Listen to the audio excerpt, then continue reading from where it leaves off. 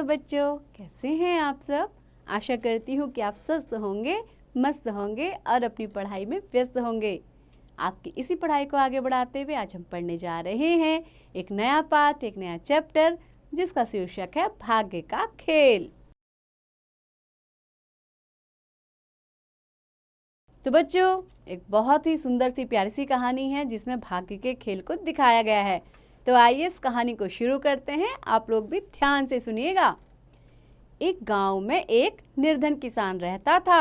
बच्चों, निर्धन यानी कि गरीब। एक बहुत ही गरीब किसान रहता था। वह कोई काम धंधा नहीं करता था। उसका मानना था कि जितना भाग्य में लिखा है उतना ही तो मिलेगा, फिर कामकाज करने से क्या लाभ। उसका एक बेटा था, बिरजू। एक दिन बिरजू ने अपनी माँ से पूछा, माँ, हम इतने गरीब क्यों हैं। माँ बोली, बेटा, हमारे भाग्य में गरीबी लिखी है, इसलिए हम गरीब हैं। माँ, भाग्य क्या होता है। माँ झुंझला कर बोली, बेटे, मैं क्या जानूं कि भाग्य क्या होता है, यह तो बड़े बूढ़ों की बातें हैं। बिरजू सोचने लगा, माँ तो कुछ बताती नहीं, फिर कौन बताएगा।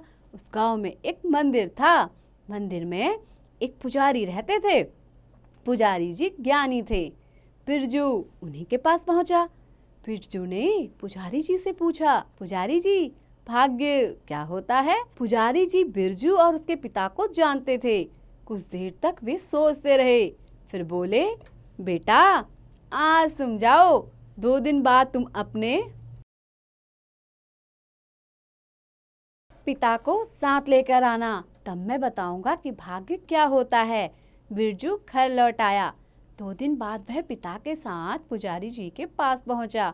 पुजारी जी बिरजू के पिता से बोले, भाई, तुम्हारा बेटा बड़ा भाग्यशाली है। कुछ पुण्य का काम करोगे तो इसका भाग्य चमक जाएगा, फिर तो तुम्हारे घर में भाग्य ही भाग्य है। पुजारी जी, हमारे पास तो पुण्य का काम करने के लिए कुछ भी नहीं है। बिरजू के पिता ने उत्तर दिया, उसकी चिंता मत करो, तुम्हें तो बस इतना करना है। पुजारी जी समझाते हुए बोले, तुम बाप बेटे मिलकर हफ्ते भर में एक कुआं खोद डालो, इससे बड़ा पुण्य का काम दूसरा नहीं। इससे तुम्हारे बेटे के भाग्य खुल जाएंगे। बिरजू के पिता बहुत प्रसन्न हुए। बाप बेटे ने मिलकर कुआं खोदना शुरू कर दिया। 7वें दिन बाप बेटे कुआं खोद रहे थे, तभी उन्हें पीतल का एक घड़ा दिखाई दिया।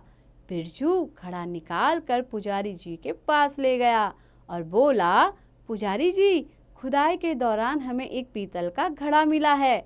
पुजारी जी ने घड़े के अंदर हाथ डाला। घड़ा चांदी के सिक्कों से भरा था। उसमें कागज का एक टुकड़ा भी था। पुजारी जी ने कागज का टुकड़ा अपने हाथ में ले लिया और सिक्कों से भरा घड़ा बिरजू को देते हुए कहा, लो, यह तुम्हारे भाग्य का है। तुमने कुआं न खोदा होता तो यह घड़ा कैसे मिलता। फिर पुजारी जी ने कागज का टुकड़ा बिरजू के पिता को देते हुए कहा, इसे पढ़ो। बिरजू के पिता ने आश्चर्य से पुजारी जी की ओर दृष्टि डाली। बच्चों, दृष्टि डाली यानी कि नजर डाली। पुजारी जी मंद मंद मुस्कुराते हुए बोले, भाग्य के भरोसे बैठना तो आलसियों का काम है। घर जाओ और आज से तुम दोनों मिलकर अपनी खेती करो, देखोगे कि भाग्य तुम्हारे घर दौड़ कर आएगा। बाप बेटे समझ गए थे कि भाग्य क्या है। तो बच्चों, कैसी लगी आपको ये कहानी। आशा करती हूँ आपको बहुत पसंद आई होगी और साथ ही आपने इससे क्या सीख ली कि हमारा भाग्य हमारे कर्म पर निर्भर करता है। तो बच्चों, ऐसे ही पढ़ते रहिए, आगे बढ़ते रहिए और हाँ, इसका अभ्यास भी जरूर कीजिए।